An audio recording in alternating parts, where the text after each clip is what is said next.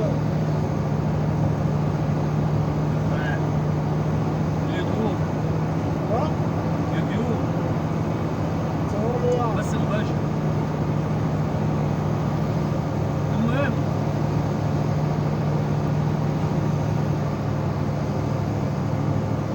ممكن عندك المستقبل سابق 4 متر من المفروض. ها 4 متر سنة من المفروض. عاصم. الصوابع القدم متعتمة مش. اه لغوا النقلة خالص.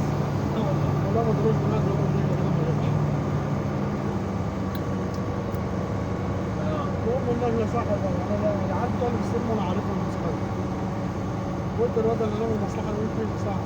طب هو كانوا عارفين بالنقلة وكلها والبتاع عارفة بالنقلة كلها إن هي جاية. اه يلا قلت له أنت تظبط يوم حلو.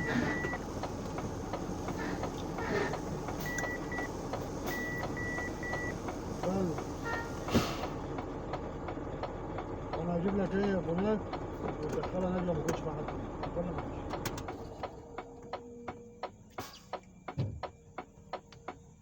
خلاص النقلة عدت خلاص صحت والمجاول شايلها على المحكمات حمولة سن وكده. نقلة 17000 جنيه. والسعر فيها باين اشتغل 4000 جنيه أو حاجة زي كده. المهم لقيت عبد الله بيقول لي أنت في البيت ولا إيه؟ قلت له في البيت.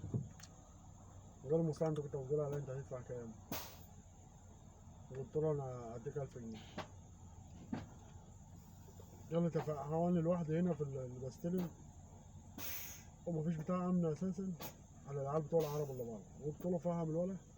عملت ايه؟ انا هركب دلوقتي واجي اجيب لك بول على الفجر اكون عارف اجيب لك بول وكل حاجه. لكن النقله دخلت وانت اديتني الوقت. قلت له 1000 هتاخد 1000 وتاخد 200 جنيه. وهو الواد العربيه حاول يجيبها وما عرفش بقى لانه عارفين بالنقله كلهم. كلم هم الولا برضه وهم عارفين ان في هي بس احنا عطينا نقله وما خدناش لها ورق. خلوها على كده. ممكن عارف بقى قال لك كده مصطفى ب 10000 وعندي 5000. مليان؟ عندي 5000. اه على النت على محمود المغرب قلت له 4 2 3. انا قلت لعبد الله بقى انت ايه انا هاخد 1000 جنيه زي ماشي يعني انت من وين؟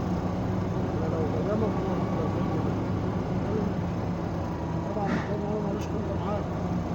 قلت له محمود اللي عندك تقريبا 3000 جنيه.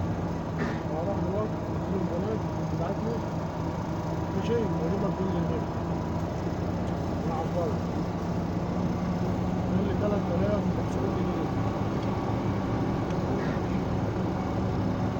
قلت خلاص يا ابو طلع على بيت عمار مع مصر.